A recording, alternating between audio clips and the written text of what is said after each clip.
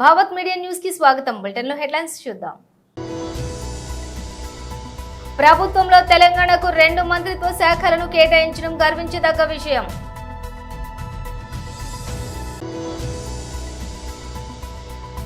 Congress party TPCC రాష్ట్ర ప్రధాన కార్యదర్శి చౌదరి సుప్రభాత్ రావు మీడియా సమావేశం.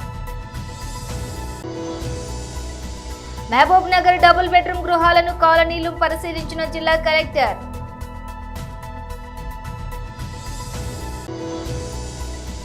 ఈవీఎంలపై వైఎస్ జగన్ సంచలన ట్వీట్.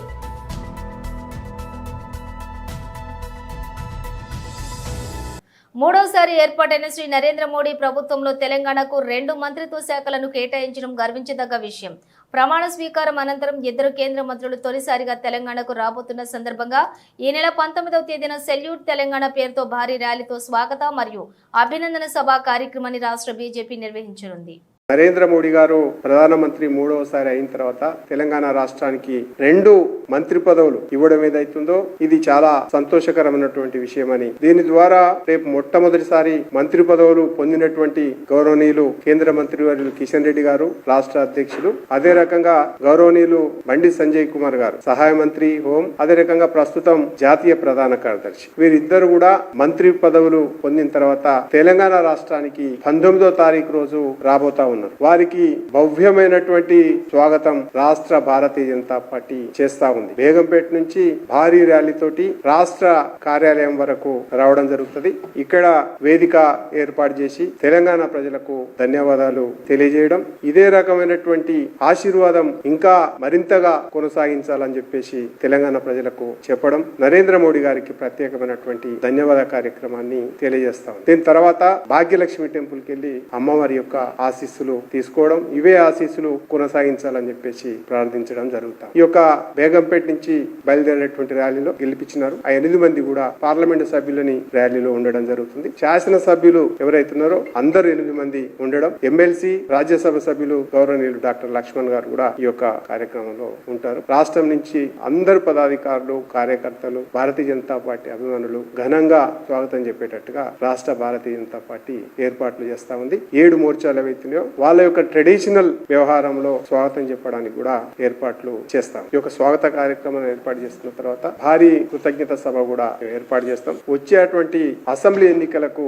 8 మంది ఎమ్మెల్యేలు, 8 మంది ఎంపీలు పక్కపక్కకు చేరిస్తే 88 కావాలని చెప్పేసి మేము టార్గెట్ కూడా సెట్ చేసినాం. మేము అందుకనే స్పష్టంగా చెప్తా ఉన్నాం, ఇదే రకమైనటువంటి ఆశీర్వాదం భవిష్యత్తులో కూడా కొనసాగించాలని చెప్పేసి మేము ప్రజలకు ఈ యొక్క సన్మాన సభ ద్వారా మేము చెప్పదలుచుకున్నాం. దీంతో పాటు సెల్యూట్ తెలంగాణకు Bharatiya Janata party, all India party, అదే రకంగా రాష్ట్ర పార్టీ సెల్యూట్ చేస్తా ఉంది. రేపు వచ్చేటువంటి ర్యాలీ కూడా సెల్యూట్ తెలంగాణ పేరు మీదనే మేము నిర్వహించబోతాం. మెదక్ జిల్లా మరియు రామాయంపేట మండల కేంద్రంలోని కాంగ్రెస్ పార్టీ టీపీసీసీ రాష్ట్ర ప్రధాన కార్యదర్శి చౌదరి సుప్రభాత్ రావు మీడియా సమావేశం నిర్వహించారు.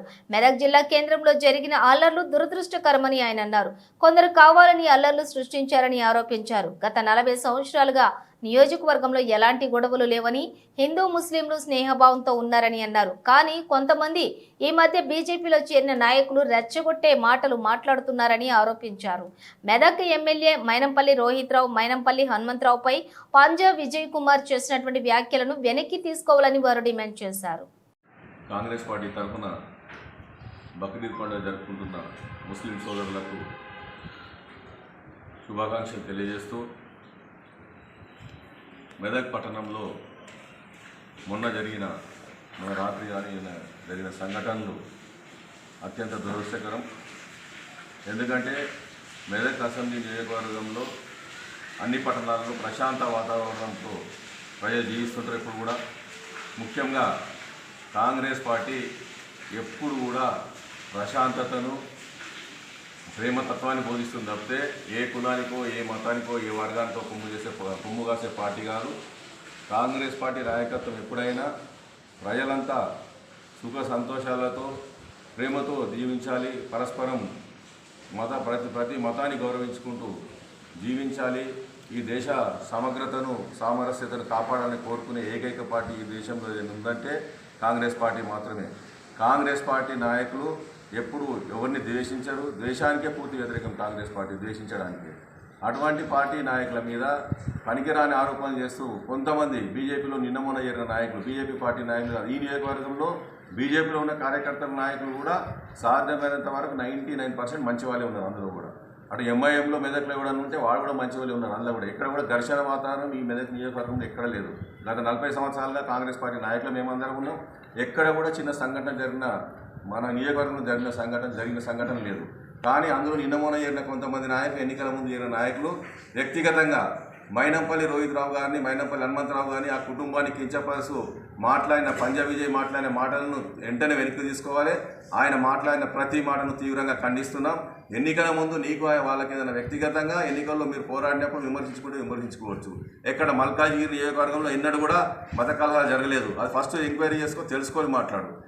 పంజా విజయ్ కుమార్ ఏదైతే మాట్లాడిండో బేషరతుగా రోహిత్కు క్షమాపణ చెప్పాలి, హనుమంతరావు గారికి క్షమాపణ చెప్పాలి. మీకు పదే చెప్తున్నాం, ఏ బీజేపీ నాయకుడు కూడా ద్వేషపూరితంగా ఈర్ష్యపూరితంగా మాట్లాడలేదు. కేవలం నువ్వు పార్టీ మారి చేరిన నాయకుని మాత్రమే నువ్వు మాట్లాడినావు. అవి విడ్రా చేసుకో. ఎందుకంటే ఎన్నికల ముందు నువ్వు ఏదేమి మాట్లాడినావు అది కూడా ఎన్నికలు అయినాక కూడా, ప్రభుత్వం మారినాక కూడా, ఎమ్మెల్యే గెలిచిన తర్వాత కూడా మాట్లాడతా అంటే అది జల్లదు. ఎక్కడ కూడా నువ్వు బీజేపీలో ఉంటే బీజేపీ నాయకునిగా ప్రవర్తించు, హుందాగా ప్రవర్తించు. అంతేగాని నువ్వేదో వ్యక్తిగతంగా మనసులో పెట్టుకొని రోహిత్ను, హనుమంతరావును విమర్శిస్తా అంటే ఈ నియోజకవర్గంలో కాంగ్రెస్ పార్టీ చూస్తూ ఊరుకోదు నిన్ను. మేము బీజేపీ నాయకులకు వ్యతిరేకం కాదు, బీజేపీ పార్టీకి వ్యతిరేకం కాదు, ఎంఐఎం పార్టీకి వ్యతిరేకం, ఏ కులానికి, ఏ మతానికి, ఏ వర్గానికి కూడా కాంగ్రెస్ పార్టీ వ్యతిరేకం కాదు. ఎట్టి పరిస్థితుల్లో నిన్న జరిగిన సంఘటనను కాంగ్రెస్ పార్టీ తీవ్రంగా ఖండిస్తుంది.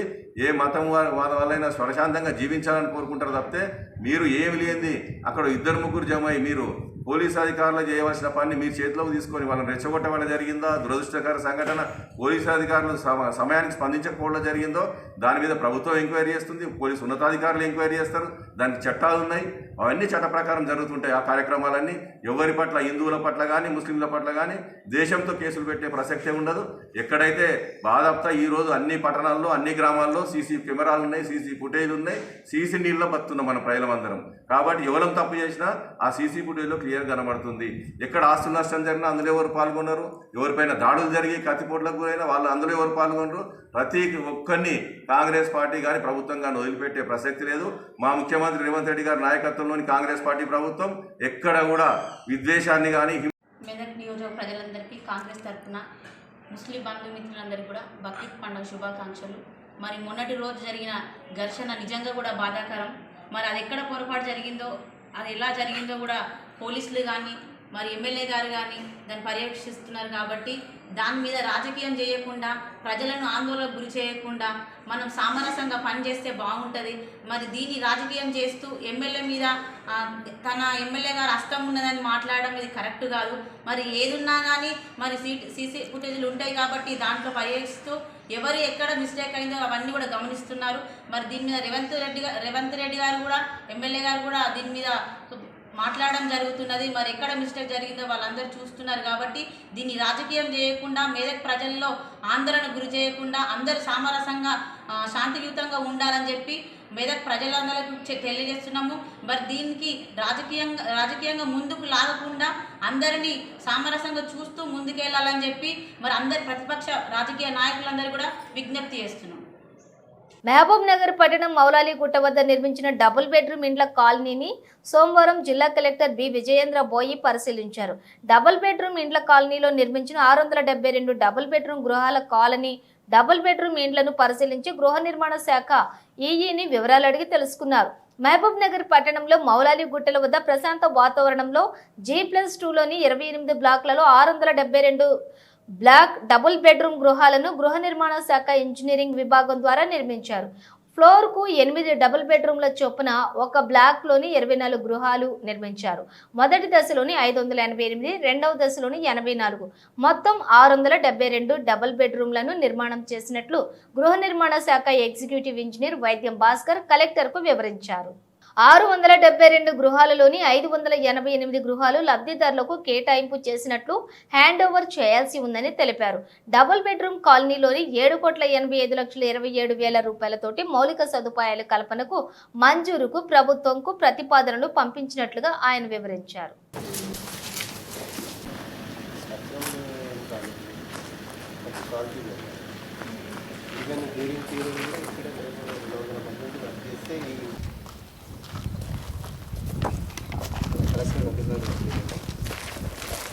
అలాట్మెంట్ ఇచ్చారు కదా మేడం, అది వెరిఫై చేయాల్సింది. ఈవీఎంలపై విమర్శలు వస్తున్న వేళ ఏపీ మాజీ సీఎం వైసీపీ అధినేత వైఎస్ జగన్మోహన్ రెడ్డి తాజాగా సంచలన ట్వీట్ చేశారు. ఇప్పటి వరకు జగన్ ఎప్పుడూ నేరుగా ఈవీఎంలను టార్గెట్ చేయలేదు, అనుమానాలు కూడా వ్యక్తం చేయలేదు. కానీ తొలిసారి ఆయన ఈవీఎంల గురించి సంచలన ట్వీట్ చేశారు. ఈవీఎంలపై నమ్మకం సన్నగిల్లుతున్న వేళ పేపర్ బ్యాలెట్లు ఉపయోగించడం మంచిదని ఆయన తన ట్వీట్లో పేర్కొన్నారు. న్యాయం జరగటం మాత్రమే కాదు, కనిపించాలి. అలాగే ప్రజాస్వామ్యం బలంగా ఉండటమే కాకుండా నిస్సందేహంగా కనిపించాలి. ప్రపంచవ్యాప్తంగా దాదాపు అభివృద్ధి చెందిన ప్రతి ప్రజాస్వామ్య దేశంలో నిర్వహించే ఎన్నికల పద్ధతుల్లో ఈవీఎంలు కాకుండా పేపర్ బ్యాలెట్లు ఉపయోగిస్తున్నారు. మన ప్రజాస్వామ్యం నిజమైన స్ఫూర్తిని నిలబెట్టుకోవడంలో మనం కూడా అదే దిశగా పయనించాలి అని జగన్ ట్వీట్ చేశారు. కాగా ఈవీఎంలను హ్యాక్ చేయవచ్చంటూ టెక్నాలజీ దిగ్గజం ఎలాన్ మాస్క్ తాజాగా వ్యాఖ్యానించిన నేపథ్యంలో ఈవీఎంలపై చర్చ జరుగుతున్న వేళ జగన్ చేసిన ఈ ట్వీట్ ఇప్పుడు చర్చనీయాంశమవుతోంది. మంగళగిరి ప్రజల కోసం లోకేష్ ప్రజా దర్బార్.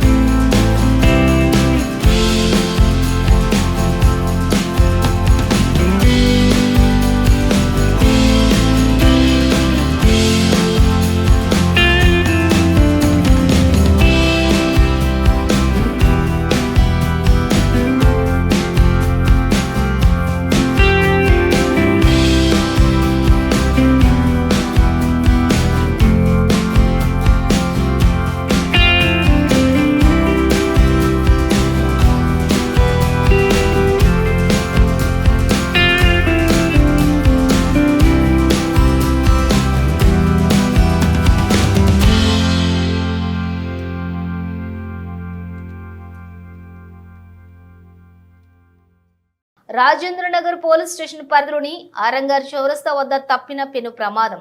అతి వేగంగా వచ్చి రోడ్డుపైనున్న సీసీ కెమెరా స్తంభాన్ని ఢీకొట్టి ఆగిపోయిన ప్రైవేట్ ట్రావెల్స్ బస్సు.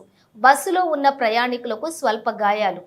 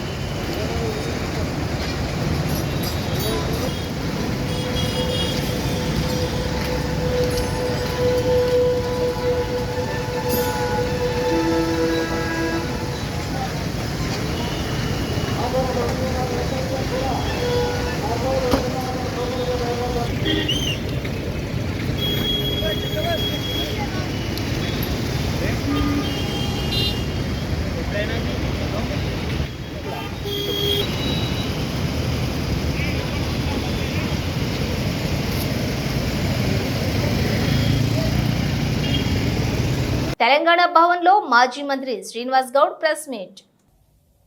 కానీ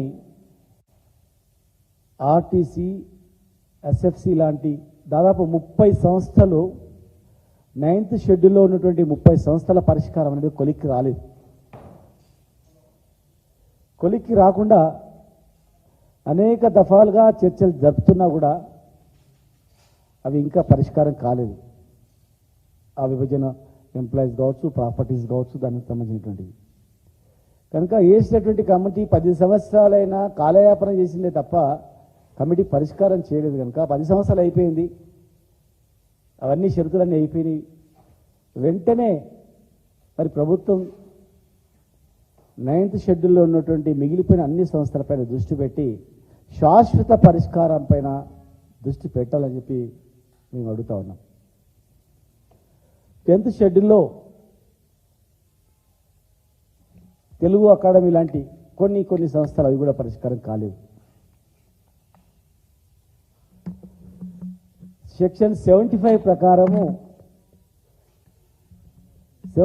ప్రకారము స్థానికంగా ఎక్కడ స్థానికతను బట్టి ఆఫీసెస్ను అక్కడే వాళ్ళకి ఇవ్వాలని ఉంది.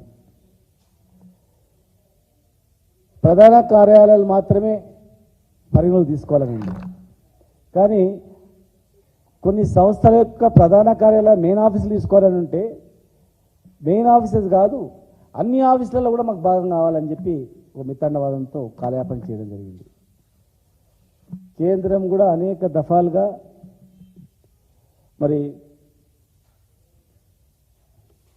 చర్చలు చేసిన,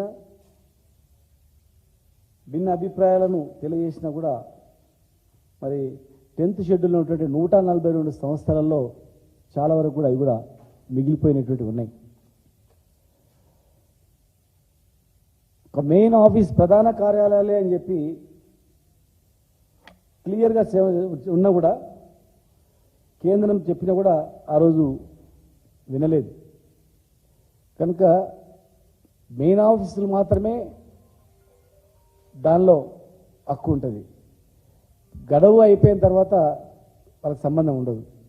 మరి మెయిన్ ఆఫీస్ ప్రధాన కార్యాలయం కాదు, ప్రధాన కార్యాలయం కానీ ప్రధాన కార్యాలయం కాదు, దానికి సంబంధించిన ఆఫీసులు మొత్తం కూడా దీని పరిధిలోకి తీసుకోవాలని చెప్పి ఒక మిత్తండవాదం ఆ రోజు చేయడం జరిగింది.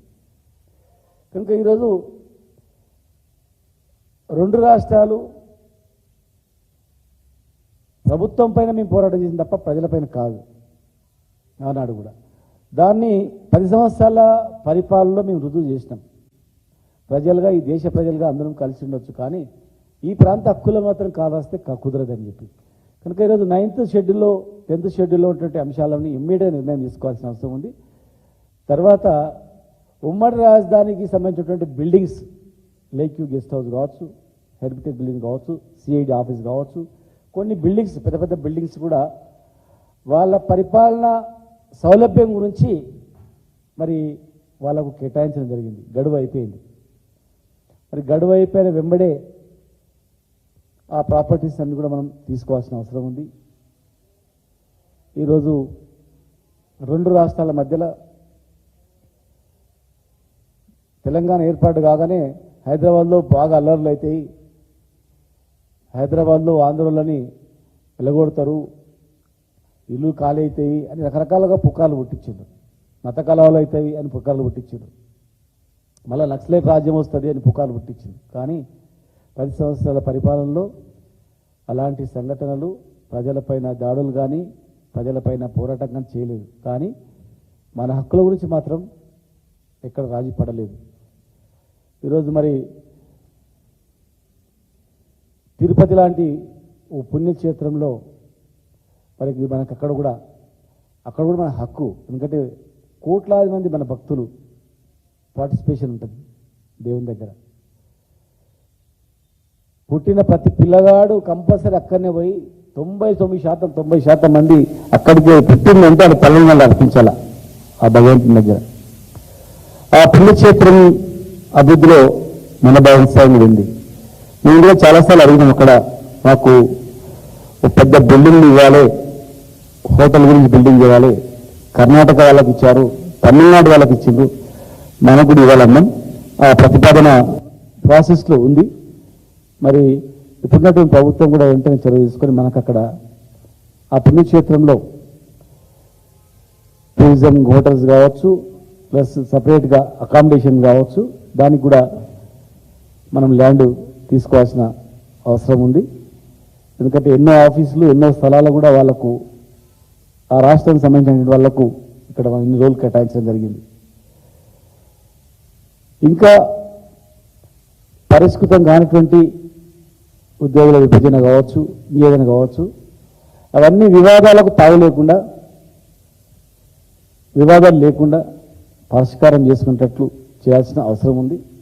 ఒక ఉద్యమకారునిగా మా బాధ్యతగా, ఎందుకంటే బాధ్యత గల ఉద్యమం చేసి జైలుకు వచ్చిన వాళ్ళం కనుక ఇలా ఈ రాష్ట్రం దినదిన అభివృద్ధి చెందుతూ ఉండాలి, కొనసాగుతుండాలి అభివృద్ధి అనేది.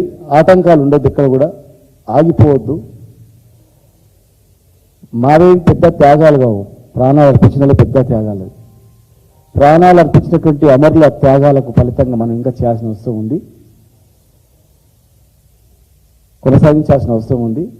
కనుక ఈ విభజన అంశాలను ఇమ్మీడియట్గా 9th 10th షెడ్యూల్ అంశాలను పరిష్కరించి ఆ బిల్లులు తీసుకొని ఎప్పుడు కొట్లాటలు లేకుండా శాశ్వతంగా స్నేహపూర్వకంగా ఉండేటట్లు, కలిసిమెలిసి ఉండేటట్లు, ప్రజల మధ్యలో విభేదాలు లేకుండా ఉండేటట్లు చర్యలు చేపట్టాలని, తెలంగాణ అభివృద్ధి అనేది ఆటంకం లేకుండా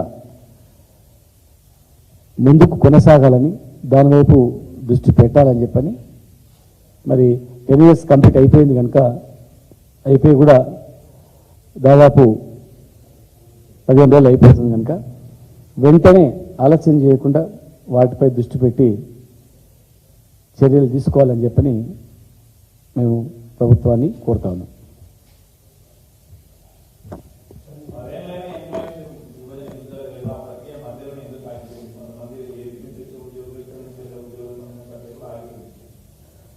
అంటే అయ్యేటివన్నీ అయిపోయినాయి.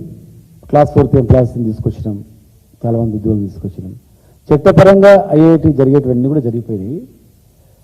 కానీ చట్టానికి వ్యతిరేకంగా కొన్ని ఉన్నటువంటివి మా ప్రభుత్వంలో కూడా కొంతమంది అధికారులు ప్రపోజ్ చేయడం జరిగింది, దాన్ని తిరస్కరించడం జరిగింది. దాదాపు పరిష్కారమైన అక్కడక్కడ కొన్ని మిగిలిపోయినట్టుంటే అన్నీ ఒకేసారి అయ్యే అంశాలు కావు. అవన్నీ చాలా వరకు 90% ఉద్యోగుల విభజనకు సంబంధించినటువంటి పరిష్కారమైన. మిగిలిపోయిన ఏమైనా ఉంటే చట్టానికి లోబడి అవి పరిష్కారం చేయాలి. ఆ పరిష్కారం అనేది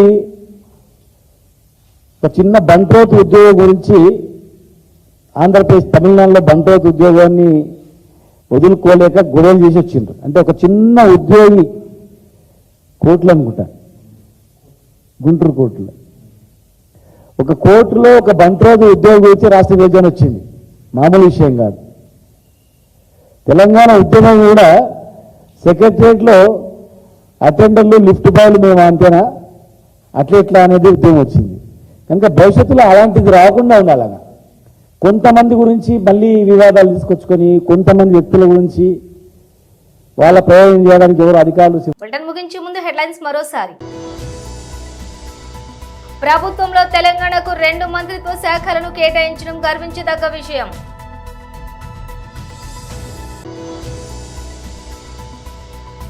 కాంగ్రెస్ పార్టీ టీపీసీసీ రాష్ట్ర ప్రధాన కార్యదర్శి చౌదరి సుప్రభాతరావు మీడియా సమావేశం.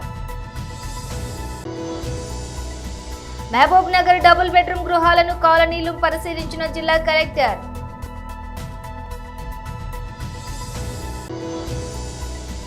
ఈవీఎంలపై వైఎస్ జగన్ సంచలన ట్వీట్.